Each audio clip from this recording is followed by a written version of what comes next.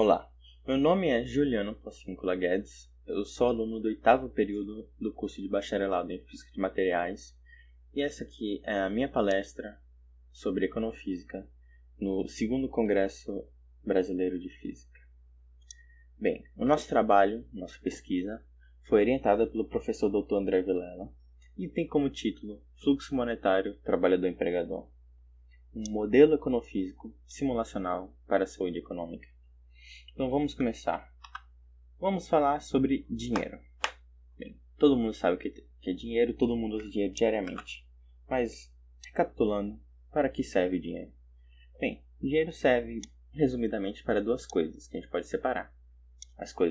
O gasto essencial do custo de vida e o gasto supérfluo ou não essencial para o custo de vida, para a vivência, né? Então, o gasto essencial é comida, energia, água, aluguel ou imposto respectivo para ter uma casa. Esses são gastos essenciais que todo mundo tem que gastar. Algumas pessoas mais, algumas pessoas menos, dependente de quantas pessoas tem em casa, se sustenta alguém. Mas todo mundo tem um custo de vida. Todo mundo precisa gastar dinheiro com coisas mínimas para sobreviver. E a gente tem os outros gastos, que são os gastos mais superficiais, como roupas que não precisam, acessórios, joalheria, algumas coisas para aumentar a qualidade de vida, que ainda assim não são essenciais. E como é que alguém ganha dinheiro? Bem, tem dois jeitos de ganhar dinheiro. Resumidamente, simplificadamente, a gente pode separar as pessoas em uma sociedade como trabalhadoras e empregadoras. O trabalhador é a pessoa que vende essa mão de obra para o empregador. O empregador é aquela pessoa que vai gerir o trabalhador. Então, o trabalhador é literalmente quase a boa maioria da população. Então, físicos, professores, pedreiros, encanadores, médicos, advogados. Toda profissão, todo emprego em geral, um trabalhador, com exceção de poucas outras. É a pessoa que vai produzir bens ou fornecer serviços para um empregador, a população, né? Em troca de receber o dinheiro do empregador. O empregador é aquela pessoa responsável por gerir os trabalhadores. Ele também trabalha, mas ele não tem um chefe, ele trabalha por ele mesmo. Então são, em geral, os empresários, donos de empresas, acionistas, essas pessoas que organizam as outras pessoas e não tem a quem servir. Então, numa sociedade a gente vai ter as pessoas trabalhando para os empregadores, os trabalhadores fornecendo bens e serviços através dos trabalhadores para o resto da população. Então, o dinheiro ele roda muito de mão. As trocas são essenciais e a gente tem um ciclo infinito que não pode parar para o bem da sociedade. Então, esse dinheiro vai ficar circulando, os trabalhadores trabalham para os empregadores, recebem dinheiro, e aí, com esse dinheiro, eles compram de empregadores, que então vão pagar os seus trabalhadores, que então vão comprar de empregadores, que então vão pagar os seus trabalhadores, que vão então comprar de empregadores. E se esse ciclo não está acontecendo, se as pessoas estão guardando dinheiro, a gente tem que... as coisas vão começar a fechar, porque sem as trocas tudo desmorona. Se as pessoas não compram dos empregadores, os empregadores não vão poder pagar seus trabalhadores. E a gente tem um grande problema, porque aí que as empresas e negócios começam a fechar. As pessoas estão sem dinheiro para poder pagar os seus trabalhadores e os trabalhadores não vão trabalhar. Então, o que pode causar essa parada no ciclo, né? Ou seja, pelo menos a diminuição do ciclo. É o medo econômico. O medo do futuro causa as pessoas a não quererem gastar o dinheiro além do custo mínimo de vida. Custo de vida. Então, a gente tem crises sanitárias, crises econômicas, crises políticas, crises sociais. Tudo isso causa um grande medo da população que fala, velho, eu vou guardar meu dinheiro porque eu não sei o que vai acontecer amanhã. Então, eu vou comprar o que eu preciso comprar e eu vou guardar meu dinheiro. Se amanhã aumentar o preço das coisas ou da comida, eu vou gastar com sapato? Eu não vou. Vou guardar meu dinheiro para comprar se eu precisar. E como, por exemplo, que isso acontece? Agora na pandemia do Covid-21, a gente teve um aumento no número de pessoas com poupança. E poupança é dinheiro parado. Não é dinheiro investido, não é dinheiro rodando. É dinheiro parado. E isso faz mal para a economia. A gente teve vários negócios, principalmente negócios pequenos. Você pode ver que teve vários negócios que fecharam, restaurantes especificamente, né? Principalmente, porque as pessoas não precisam ir para restaurantes. As pessoas precisam comprar comida do mercado para cozinhar, que é mais barato. Se tem menos gente trabalhando, é mais barato. Além do que supermercados em geral são maiores, o preço é menor do que você pagar uma comida já feita, se você pode fazer ela. Então a gente teve várias empresas quebrando, vários negócios fechando na pandemia do Covid-21. Isso porque a gente estava com medo. Bem no começo a gente não estava com inflação grande ainda, as coisas não estavam tão caras e os restaurantes começaram a fechar, porque ninguém ia para restaurante nenhum. Nem pedir iFood pediam. Porque você pode argumentar, não, era por causa de tal coisa. Mas mesmo com iFood, mesmo entregando, as pessoas não compravam. Como que a gente estuda isso? Bem, a resposta é complicada, mas o que a gente fez aqui nesse trabalho foi econofísica. Econofísica, como o nome diz, é a junção da economia e da física. A gente usa os nossos métodos e ferramentas que a gente usa para estudar a natureza, né, os fenômenos naturais, os diferentes sistemas físicos que existem. A gente vai e aplica no estudo da economia. E são várias ferramentas que são muito, muito úteis para estudar a economia, né? A gente tem redes complexas, a gente tem cálculos estatísticos, e na econofísica em específico a gente tem bastante simulação. Então, como o próprio pai da econofísica, a pessoa que deu o nome de econofísica para econofísica, Eugene Stanley, ele disse, obviamente, você não consegue prever o futuro, você não pode ver o futuro.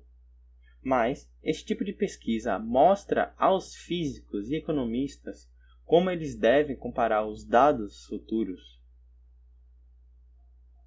Então, a gente não quer prever o futuro, a gente não quer saber o que vai acontecer, a gente quer saber onde a gente está, onde a gente pode ir e onde é mais provável da gente ir. Esse é o objetivo principal da econofísica, de acordo com o pai da econofísica. Então, a primeira ferramenta que a gente vai olhar é a rede complexa. Redes complexas é uma ferramenta muito forte, utilizada em várias áreas de diferentes ciências. Ele foi bastante fortalecido pelo Barabasi, Albert Barabasi, que ele escreveu até um livro, Network Science, onde ele ensina como é que se usa. E hoje em dia é muito difundido em diferentes áreas. Tem gente que nem trabalha com ciência, que está estudando Network Science, redes complexas, para aplicar nos seus trabalhos. Então, o pessoal da biologia usa muito para estudar gene, proteína. O pessoal da medicina também usa para estudar o cérebro, neurônios. Diferentes cientistas usam. O pessoal consegue modelar internet, essas coisas que eu falei antes também. Gene, proteína, neurônio pode ser modelado através de rede complexa. A gente pode analisar a internet como uma rede complexa, o que é a rede complexa. A gente pode pegar nossas redes elétricas e fazer estudos sobre elas nas redes complexas. Tem um estudo muito interessante que vê o que acontece se você tira certos pontos de transmissão de energia, pode quebrar a transmissão todinha. Aconteceu nos Estados Unidos até, faz um tempo, que teve um problema elétrico em um lugar e aí os Estados Unidos ficou sem eletricidade. E a gente também tem relações sociais e redes de comércio, que é o que a gente está vendo aqui. Então, redes complexas é uma ferramenta muito forte, que vale muito a pena ser estudado hoje em dia. Especialmente porque a gente está, como Stephen Hawking disse, no século da complexidade. Então, é uma ferramenta muito boa para ser estudada hoje em dia. Tem muita área quente para ser estudada, dentro e fora da física. Então, o que é uma rede complexa? Bem, na rede complexa a gente tem os nós e as ligações. No nosso caso aqui, os nossos nós serão os nossos agentes. A gente tem dois tipos de agente, como a gente disse antes. Vai simplificar. A gente tem os empregadores e a gente tem os trabalhadores. aqui no nosso exemplo a gente tem 3 empregadores e 9 trabalhadores. Cada um deles é um nó da nossa rede. E aí a gente vai ligar os nossos nós através de ligações, como o nome diz, né? E aí essas ligações vão representar os contratos de trabalho. Depois disso, antes de a gente terminar de ter a nossa rede complexa, a gente vai ter a nossa riqueza e a gente vai distribuir os reservatórios de cada um dos empregadores e aí rodar a nossa simulação. Então vamos ir um pouco mais a fundo nisso que a gente falou agora. Vamos começar com os nossos parâmetros e variáveis. A gente tem o número total de pessoas no nosso sistema, da nossa sociedade, né? Nosso sistema econômico. A gente vai chamar isso de Nzão. Parâmetro N é o número total de agentes no nosso sistema. E aí, então, a gente precisa dizer quem vai ser o quê? A gente faz isso com a fração de empregadores. Então, o nosso F é o número de empregadores sobre o total de pessoas no sistema. E aí a gente consegue, com a álgebra básica, calcular o número de empregadores e trabalhadores, já que só tem 2 agentes. Então, o número de empregadores é F vezes N, né? Usando a álgebra básica, já que F é M sobre N. M é o número de empregadores do sistema. E como F é uma fração e só tem 2 agentes, 1 menos F é o número de trabalhadores, é a fração de trabalhadores, já que eles são complementares. E aí, para achar o número N de trabalhadores, só multiplicar por Nzão.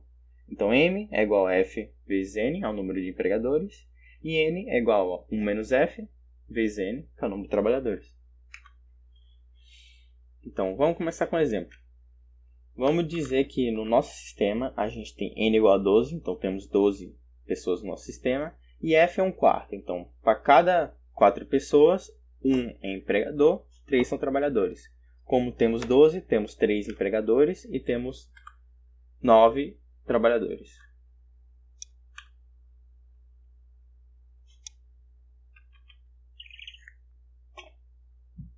A gente vai então agora efetuar as ligações. A gente vai varrer individualmente cada um dos trabalhadores e vai ligar ele aleatoriamente a qualquer um dos empregadores.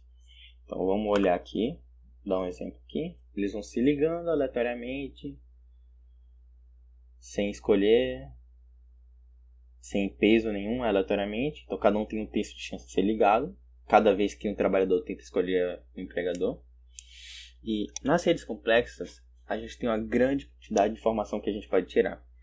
Uma delas é o número de ligações.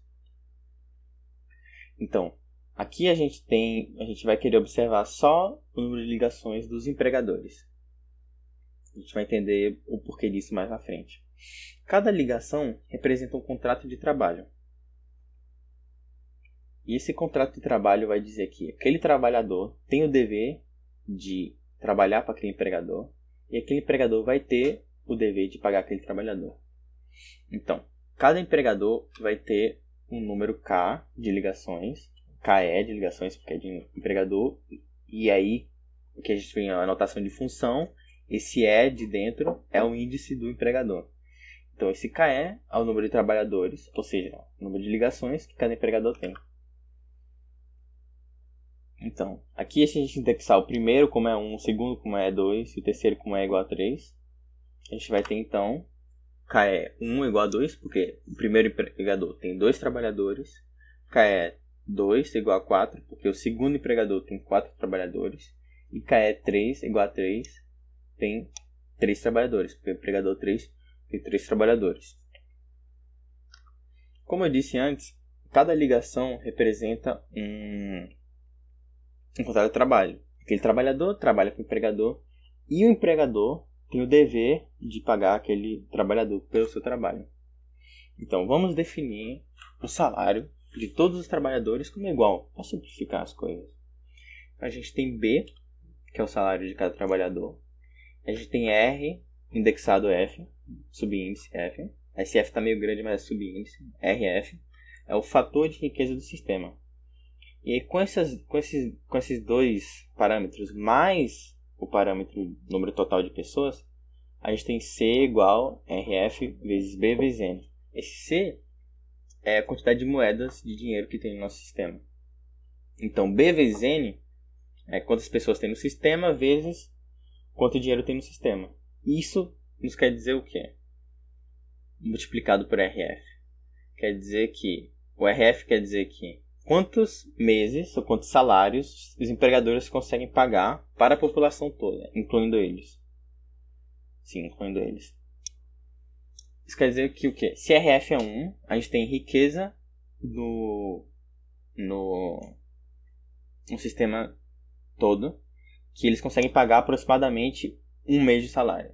Se o nosso RF é igual a 2, os empregadores conseguem pagar aproximadamente 2 meses de trabalho. E assim por diante.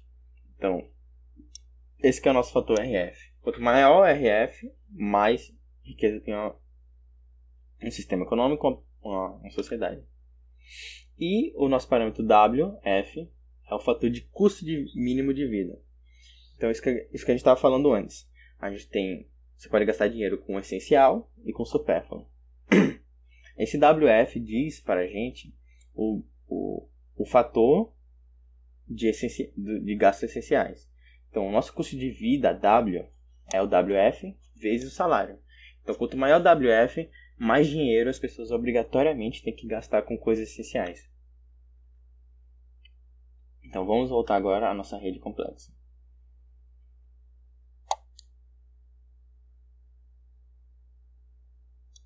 A gente tem que cada empregador, como a gente viu antes, tem um número de ligações KE, né?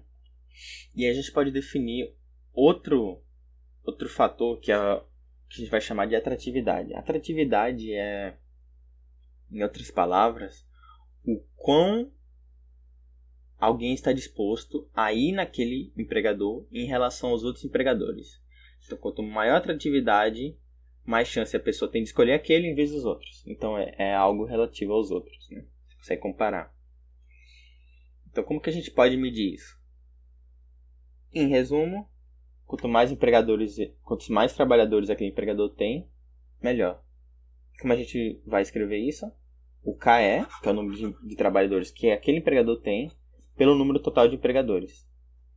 Então, como a gente pode ver aqui, o primeiro tem 2 nonos, o segundo tem 4 nonos e o terceiro tem 3 nonos. Então, entre eles, uma pessoa tem mais vontade de ir no segundo, depois tem mais vontade de ir no terceiro e, por último, tem mais vontade de ir no primeiro, ou seja, tem menos vontade de ir no primeiro. Então, por que isso? Bem, quando você pensa, normalmente, vou comprar alguma coisa, a primeira coisa que vem na sua cabeça é ir no supermercado.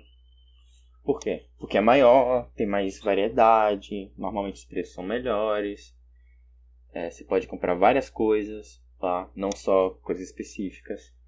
E esse tamanho, essas qualidades são refletidas no número de trabalhadores. Então, quanto mais gente trabalha para o empregador, maior aquele empregador vai ser, mais serviços, mais bens vão poder oferecer com melhor qualidade para os consumidores. Então, normalmente, uma pessoa com a tenda na esquina não vai ter tanta gente indo nele quanto um empregador grande. Além da localização, facilidade de acesso, entre outros fatores. Então, isso tudo reflete o número de trabalhadores. Quanto mais trabalhadores, mais coisas tem, melhor vai ser, mais as pessoas vão querer ir nele. Então, uma coisa interessante que a gente pode ver aqui é que se a gente somar todas as atratividades do jeito que a gente definiu, isso dá 1. Então, todas as atratividades são um número entre 0 e 1. E a soma deles dá 1. Isso é uma probabilidade. Então, a gente pode usar como probabilidade. A atratividade é a probabilidade de um empregador ser escolhido na hora de alguém querer decidir com quem vai gastar o dinheiro. Então, cada indivíduo no sistema tem um reservatório de dinheiro, né? Todo mundo tem uma carteira, uma conta bancária, enfim. Cada pessoa consegue ter uma quantidade de dinheiro. E a gente vai chamar de CE para os empregadores e CW para os trabalhadores. Então, o CE diz aquele empregador quanto dinheiro ele tem. E o CW diz daquele trabalhador quanto aquele trabalhador tem.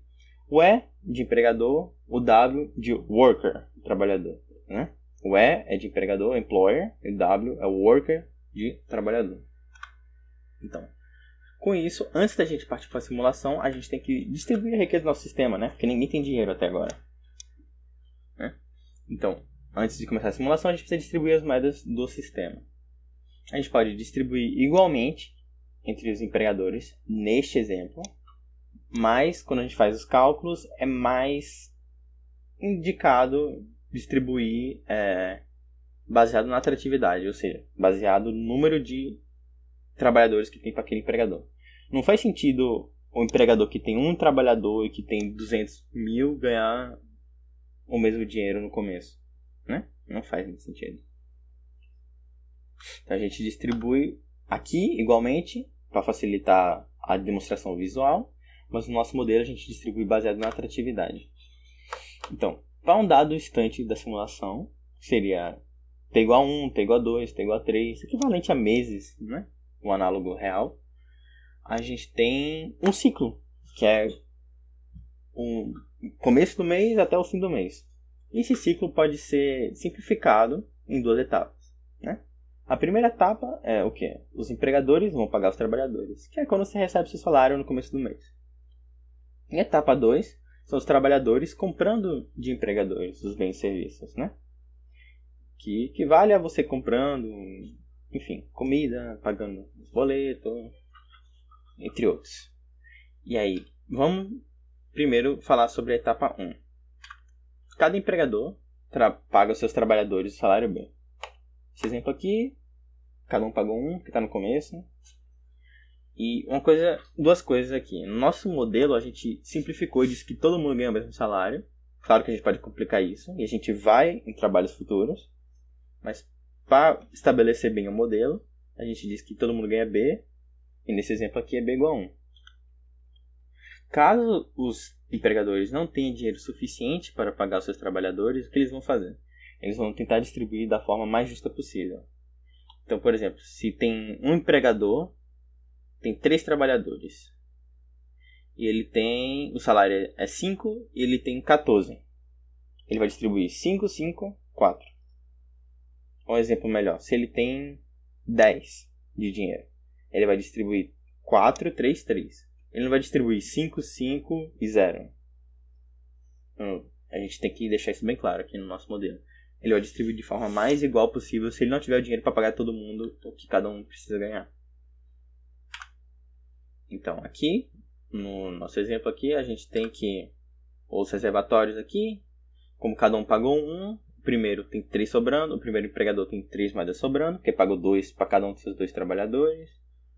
O segundo tem 1 sobrando, que pagou 1 para cada um dos seus 4, e o terceiro tem 3 e pagou 2. Não, pagou 3, tem 2, pagou 3 para cada um dos seus trabalhadores, e cada um dos trabalhadores está com uma moeda agora. Então, a gente define que o dinheiro que todos os tipos de um agente têm junto é o C grande, E para os empregadores e W para os trabalhadores. Então a gente faz o somatório, soma tudo, e essa informação é importante mais no futuro. Então a gente tem aqui no exemplo que o CE, que é o dinheiro que todos os empregadores têm, é 6, e CW, que é o dinheiro que todos os trabalhadores têm, é 9. Então, note sempre que C, quantidade de dinheiro no sistema, é conservado. Então, é um sistema fechado. Não tem interação nem dos agentes, nem da transferência no fluxo da transferência de dinheiro para fora do sistema. Então, C é sempre CE grande mais CW grande. Então, no exemplo, a gente tem CE igual a 6, CW igual a 9. Então, a gente tem C igual a 15, como a gente viu antes. Então, vamos continuar aqui. Essa é a etapa 1. Vamos então agora para a etapa 2. Então a gente vai varrer cada um dos trabalhadores individualmente. E esse trabalhador vai escolher aleatoriamente um dos empregadores que ele vai gastar dinheiro. No mês você paga valores diferentes para pessoas diferentes, mas como a gente quer simplificar tudo, para cada ciclo vai ser os trabalhadores pagam os empregadores pagam seus trabalhadores. E os trabalhadores escolhem um empregador cada para comprar dinheiro, não vários. A gente pode sim mudar esse fato, né? Eles podem comprar de mais de um empregador, mas isso, como eu disse antes, é para trabalhos futuros. A gente quer primeiro definir bem o modelo básico, mais simplificado possível. Então, cada trabalhador vai escolher aleatoriamente o empregador para gastar o seu dinheiro. E aí, não é aleatoriamente uniforme, é baseado na atratividade. Então, aqui que entra a atratividade que a gente falou antes. Quanto mais trabalhadores um empregador tem, maior a chance dele ser escolhido agora na etapa 2. Então, quanto mais atrativo ele é para o trabalhador, maior a probabilidade de ele ser escolhido por um trabalhador na etapa 2. Então, a gente varre cada um dos trabalhadores, ele escolhe um empregador e aí ele vai fazer a transferência de dinheiro, ele vai comprar dele. E aí que entra o custo mínimo de vida, né? Se ele tiver menos dinheiro nele do que o custo de vida, ele vai gastar todo o dinheiro dele, né? Porque ele tem que gastar o custo de vida mínimo. Se ele tem menos que isso, ele vai gastar e vai passar por um perrengue. Mas ele vai ter que pagar o custo de vida mínimo de todo jeito. E aí, se ele tiver mais do que o custo de vida, ele vai seguir essa expressão aqui, né, que a gente definiu.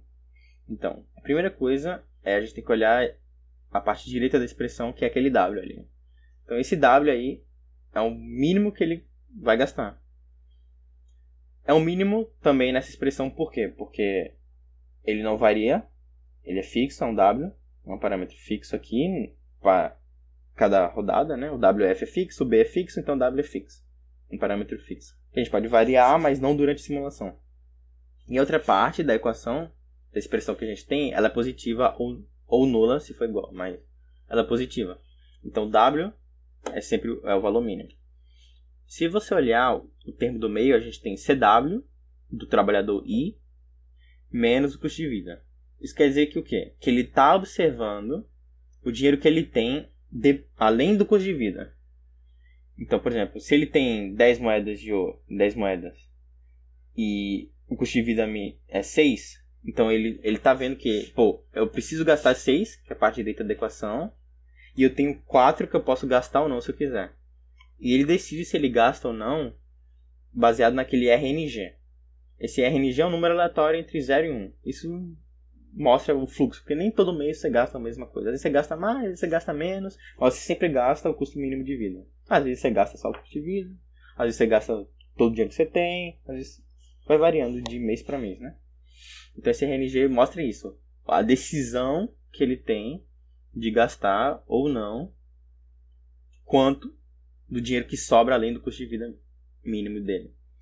E o outro termo que a gente tem que olhar aqui é esse termo 1 menos T. Esse termo 1 menos T tem relação à temperatura que a gente falou antes, o medo econômico. Então, quanto maior a temperatura, menos disposta a pessoa está a gastar o dinheiro que ele tem além do custo mínimo de vida. O custo mínimo de vida ele tem que gastar, porque é o custo mínimo de vida, ele precisa gastar. E esse 1 menos T vai dizer, se a temperatura é 0, tá tudo certo, ele não vai gastar nada, ele não vai segurar nada. Ele, hoje eu vou gastar tanto, hoje eu vou gastar tudo. Mas à medida que a gente aumenta a temperatura, por exemplo, se T igual a meio, ele, as coisas estão tão boas, não sei se eu quero gastar tudo, vou gastar no máximo até metade. E aí ele decide se ele gasta o custo mínimo de vida ou o custo mínimo de vida mais a metade que ele tem além disso. Além do custo mínimo de vida que ele tem na sua carteira. Então esse T representa justamente a instabilidade, né? O medo econômico que está presente no sistema. Então, à medida que a temperatura aumenta, menos as pessoas se sentem confortáveis gastando além do mínimo que eles precisam gastar. Isso que esse valor T representa, esse parâmetro T representa. Quanto mais a temperatura, menos as pessoas querem gastar. Por exemplo, se está num completo caos, a sociedade está pegando fogo, é apocalipse. Não apocalipse, porque aí não tem comércio, mas tá tudo indo pro caos, a temperatura é 1, a pessoa pensa, eu preciso guardar meu dinheiro, porque eu preciso gastar só com comida, só com essencial, com água, então eu vou gastar só meu custo de vida W. Já está tudo certo, tá tudo tranquilo, a temperatura é 0, e a pessoa, eu vou passando o mês, vou gastando à medida que eu tô a fim de gastar, às vezes gasta tudo, às vezes não gasta tudo. Então é justamente isso que representa? O nosso medo econômico. Então, quanto maior a temperatura, quer dizer que mais as pessoas estão tendo medo do que está acontecendo atualmente na sociedade. Então, como eu disse antes, crises sanitárias, econômicas, políticas, sociais ou até guerra pode causar um aumento de temperatura. Então, vamos olhar um caso aqui, por exemplo. No caso 1 aqui, a gente vai observar a temperatura do zero. Está tudo tranquilo. A gente pode esperar que a maioria das pessoas gastem o dinheiro delas, né? Boa parte do dinheiro delas. Então, vamos dar uma olhada aqui. Primeiro gastou, o segundo gastou. Não gastou, o segundo não gastou. O terceiro gastou. O quarto gastou. O quinto gastou. O sexto gastou. O sétimo gastou. O oitavo gastou também. O nono gastou. Então, nessa etapa 2 aqui que a gente viu, quase todos gastaram boa parte do dinheiro, né? Então a gente pode esperar que em temperatura baixa as pessoas gastem o dinheiro delas. Porque não tem nada acontecendo na sociedade, as pessoas querem gastar o dinheiro, não se preocupam muito com o futuro. E aí, quando a temperatura é baixa, as pessoas não se importam em gastar dinheiro, né? Tá tudo certo, eu vou gastando, vai passando um mês, eu vou gastando, sem me preocupar muito com o que eu tô fazendo com o meu dinheiro. E aí a gente tem uma economia saudável, que tá todo mundo comprando, tá todo mundo pagando por serviços, tá todo mundo pagando por bens. Então, os empregadores estão recebendo dinheiro, né? Porque as pessoas estão gastando. A gente pode medir essa saúde. Então, como os empregadores estão recebendo dinheiro, isso quer dizer o quê? Que próximo mês eles vão ter dinheiro para comprar, para pagar os seus trabalhadores, né? Então, como eles vão ter dinheiro para pagar seus trabalhadores, isso é bom. É a saúde econômica. Então, quanto mais dinheiro os empregadores têm no final do mês, melhor para os trabalhadores, melhor para os empregadores. Porque eles têm dinheiro, eles podem expandir, eles podem pagar os trabalhadores podem ganhar seu dinheiro pelo seu trabalho, vão poder comprar. E isso, saúde econômica alta, quer dizer que o ciclo está fluindo, as pessoas estão gastando, as pessoas estão recebendo, a vida está seguindo, está prosseguindo. E como que a gente pode calcular isso? Bem, quanto mais dinheiro, melhor. Então, nada mais simples do que C é sobre C. Então, a saúde econômica é a razão entre o dinheiro que os empregadores têm no final do mês sobre a riqueza total de uma população.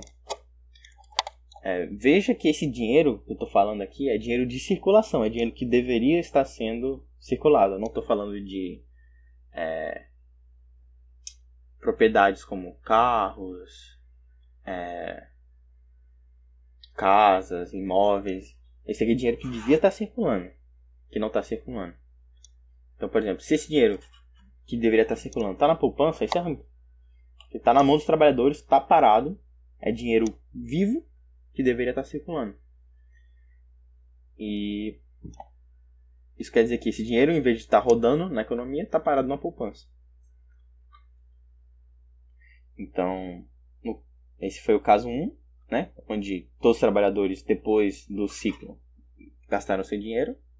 Então, a gente tem aqui uma saúde econômica de 0,93, é bom. Os empregadores têm dinheiro para pagar seus trabalhadores no próximo ciclo. No caso 2 aqui que a gente vai ver, a gente tem uma temperatura maior. A gente tem uma tensão social acontecendo.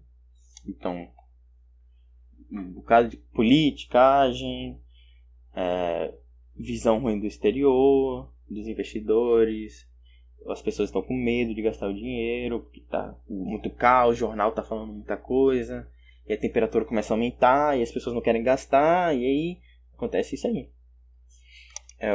O medo do futuro começa a influenciar a população a não gastar dinheiro. E aí a gente tem o caso onde pequenos empregadores têm dificuldade, e podem até fechar as portas, né? Os pequenos negócios fecham com um aumento pequeno da temperatura. Porque as pessoas não querem comprar deles, porque tem coisas melhores para comprar, coisas mais importantes. E como a gente pode ver aqui, ó, empregador 1 e 3, esse exemplo aí, eles não têm dinheiro para pagar os seus trabalhadores. Os trabalhadores estão segurando dinheiro eles vão trabalhar, quando chegar o próximo mês, os empregadores não têm dinheiro para pagar os seus trabalhadores. Porque o primeiro tem que pagar 2 moedas, ele só tem um. O terceiro tem uma moeda, ele tem que pagar 3. Né? Então eles vão pagar e vão ficar sem dinheiro, provavelmente no próximo ciclo vão ficar sem dinheiro de novo, no próximo ciclo sem dinheiro de novo, e aí declara falência e fecha as portas. A gente tem a saúde econômica aqui de 0,75, que já está começando a ficar feio, os pequenos já estão sofrendo. E a gente pode ver aqui também o caso 3. O caso 3 é pior ainda, quando a temperatura está muito alta, ninguém está querendo comprar. E aí a gente tem a falência de boa parte dos negócios e a economia quebra, porque ninguém está comprando, as pessoas não estão tendo trabalho, porque não tem ninguém para dar trabalho, porque ninguém ganha dinheiro. E aí a economia quebra. Então a gente tem os trabalhadores segurando boa parte do dinheiro nas poupanças, não estão tendo trabalho, e aí os empregadores não podem pagar, a saúde econômica é baixa. Então vamos falar um pouco sobre flutuação, né? A gente tem esses ciclos acontecendo durante um tempo muito grande. A gente tem o nosso estado inicial, que todos os empregadores têm todo o dinheiro e os trabalhadores não têm nada. E a gente começa a rodar, ciclo 1, 2, 3, 1 indo, a gente tem uma série temporal aí. Chega uma hora que a saúde econômica, o nosso cálculo da saúde econômica, ela se estabiliza. Ela se estabiliza em torno de uma média com a variação. Então, às vezes as pessoas gastam mais, às vezes as pessoas gastam menos, mais, menos, mais, menos, menos, mais, menos, mais, menos. E isso cria uma série temporal onde a gente tira a média dela. Então, para aquela sociedade, para aqueles parâmetros de B, de RF, de N, de F, de WF, para aqueles dados parâmetros e para aquela dada temperatura T também, a gente consegue calcular a média de uma saúde econômica. Então, a gente pega essa série temporal e tira a média. Como tem a flutuação, a gente pode ver o quão as pessoas estão indecisas em comprar. Então, a gente pega a variância. A gente pega N, que aqui nessa expressão aqui eu escrevi como E mais NW, que é M mais N, que é Nzão, né? E aí a gente pega, soma, multiplica esse N pela média da saúde econômica ao quadrado menos o quadrado da média. Perdão. A média do quadrado menos o quadrado da média. A gente tira a variância. A gente vê o quão as pessoas estão tendo dificuldades em escolher se elas gastam muito, se elas gastam pouco. Será que está tudo certo? Será que está tudo certo? E isso causa uma grande flutuação, né? Pô, às vezes, um mês você gasta muito, às vezes você gasta pouco, gasta muito pouco, muito pouco. É diferente de um caso mais estabilizado, onde você gasta pouquinho, gasta um pouquinho, gasta um pouquinho mais um pouquinho. E aí você tem uma variância maior por causa disso, né? Então, vamos falar um pouco dos nossos resultados. Aqui eu trouxe um gráfico para vocês, o primeiro gráfico, que a gente tem N igual a 10.100, né? Com um F de 0,01. Isso a gente consegue calcular o número de empregadores, né? A gente multiplica N por F, a gente tem 101 empregadores. E o número de trabalhadores é isso, retirado de 10.100, que é 9.999. A gente tem um fator de riqueza ali, RF, de 5. Então quer dizer que depois de 5 meses, os empregadores conseguem pagar aproximadamente 5 meses de salário para os seus trabalhadores. O nosso salário aqui é 10 moedas. Então, o número total de moedas que a gente tem no sistema é N vezes B vezes RF, que eu não vou fazer esse cálculo, mas acho que dá 505 mil, uma coisa assim. E o WF é 0,2. Então quer dizer que com um salário de um mês, um trabalhador consegue sobreviver 5 meses sem trabalhar. E a gente tem aqui justamente o nosso gráfico. A gente vê que tem uma transição de fase. A gente tem uma fase onde as pessoas estão bem tranquilas, elas não estão se preocupando muito, a riqueza econômica é grande. A riqueza não, perdão. A saúde econômica é grande, é alta, as pessoas estão gastando bastante, não se preocupando muito com o que elas gastam. Gastando com uma variância baixa. E aí a saúde econômica vai diminuindo à medida que a gente aumenta a temperatura. O eixo Y, né, da saúde econômica, e o eixo X é o eixo da temperatura, do medo econômico. Então, à medida que o medo econômico vai aumentando, você pode perceber que a saúde econômica vai diminuindo. Isso quer dizer que o quê? Que as pessoas estão dispostas a gastar menos.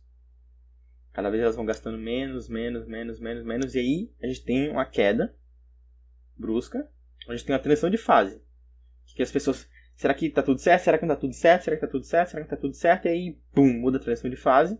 E aí as pessoas estão, pô, tá tudo ruim, vão gastar bem pouco.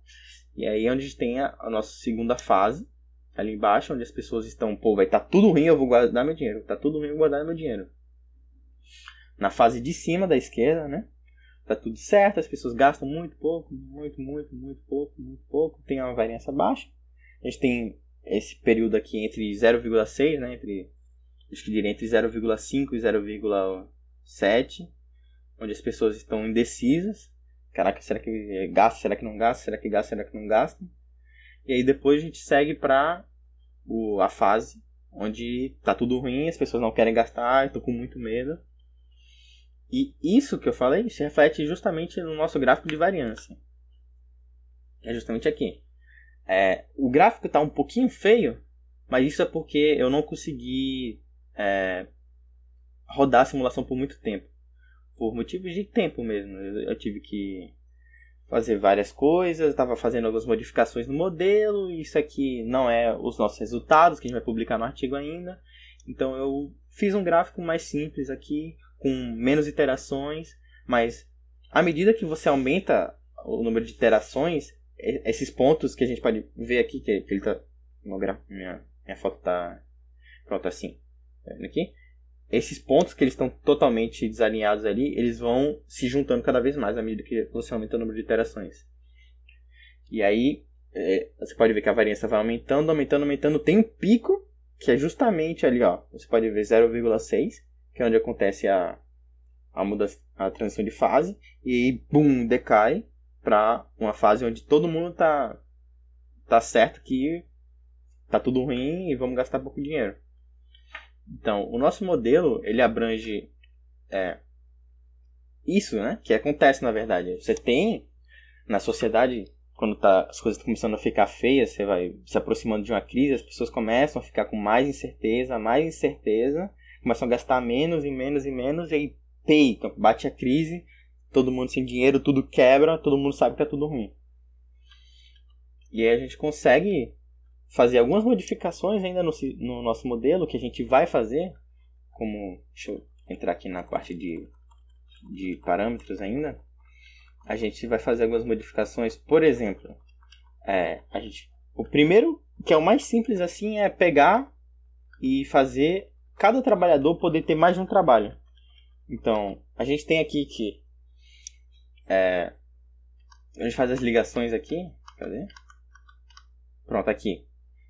A gente varre cada trabalhador uma vez e ele faz uma ligação com o empregador. A primeira modificação que a gente vai fazer depois que a gente montar o modelo, conseguir resultados, verificar as coisas e publicar, essa primeira modificação que a gente vai fazer, cada trabalhador poder ter mais de emprego, porque pessoas trabalham com mais de emprego. A segunda modificação, bem direta, é mudar o salário. Então vão ter trabalhadores que trabalham mais, vão ter trabalhadores que trabalham menos, e a gente vai ter que fazer umas mudanças aqui, como calcula a riqueza nesse caso. Faz a média do salário, por exemplo. Pode ser. É uma mudança que a gente pretende fazer. Custo mínimo de vida também, cada um vai ter o seu. Ou pode ser padronizado? Também pode ser. E aí, tem várias mudanças que pode fazer. Taxação também que acontece com uma redistribuição de renda. Pode ser algo interessante de se abranger, que a gente pode ver. Aí, outra coisa que a gente pode ver também é, se um trabalhador fica com muito dinheiro, ele pode virar empregador e ele pode ter contratação de trabalhadores. O empregador, se ele ficar com pouco dinheiro durante muito tempo, ele quebra e vira um trabalhador. Esse tipo de modificação que a gente está de olho em fazer depois que a gente estabelecer bem o nosso modelo. A gente tem bastante coisa para poder ver ainda. E é isso. Muito obrigado pela sua atenção, pelo seu tempo para parar e assistir essa apresentação, que não foi curta. E eu queria agradecer o meu orientador, o professor Dr. André Vilela, e o Clássico, que é o laboratório onde a gente faz a pesquisa, que fica lá na Escola Politécnica da Universidade de Pernambuco. E eu queria agradecer à FACEP pelo apoio financeiro, que foi essencial para poder conseguir terminar esse trabalho e chegar onde a gente está hoje em dia. É isso. Obrigado. Aqui eu tenho algumas referências, que é o livro do Barabasi, Network Science, né, que foi onde eu me baseei para pegar essas ferramentas que a gente usou. E eu tenho a referência aqui da fala do Stanley, desse livro aí, Role of Econophysics in Scientific Research. É isso. Obrigado.